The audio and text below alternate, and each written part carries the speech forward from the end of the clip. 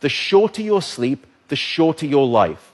The decimation of sleep throughout industrialized nations is having a catastrophic impact on our health, our wellness, even the safety and the education of our children.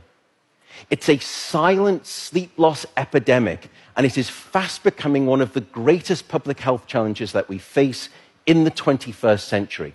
The disruption of deep sleep is an underappreciated factor that is contributing to cognitive decline or memory decline in aging, and most recently we've discovered in Alzheimer's disease as well. There's a structure that sits on the left and the right side of your brain called the hippocampus.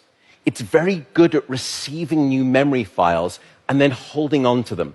Yet in those people who are sleep deprived, we actually couldn't find any significant signal whatsoever.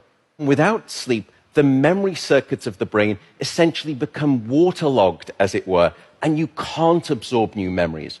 We have since discovered that a lack of sleep will even erode the very fabric of biological life itself, your DNA genetic code. So here in this study, they took a group of healthy adults and they limited them to 6 hours of sleep a night for 1 week. And then they measured the change in their gene activity profile relative to when those same individuals were getting a full 8 hours of sleep a night.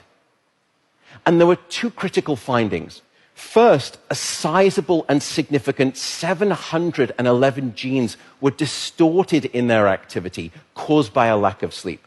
The second result was that about half of those genes were actually increased in their activity, genes associated with the promotion of tumors, genes associated with long-term chronic inflammation, and genes associated with stress, and as a consequence, cardiovascular disease.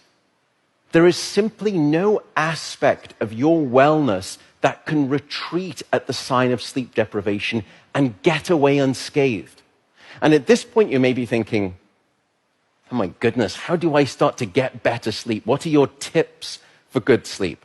The first is regularity.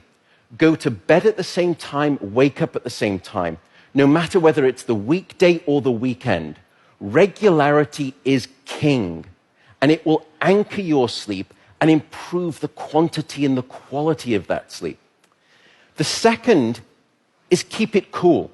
Your body needs to drop its core temperature by about 2 to 3 degrees Fahrenheit to initiate sleep and then to stay asleep.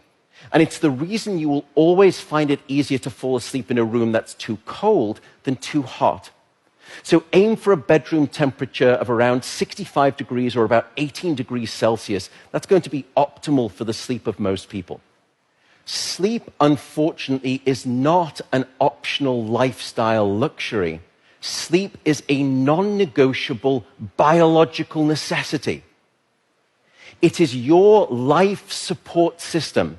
And with that soapbox rant over, I will simply say good night, good luck, and above all, I do hope you sleep well.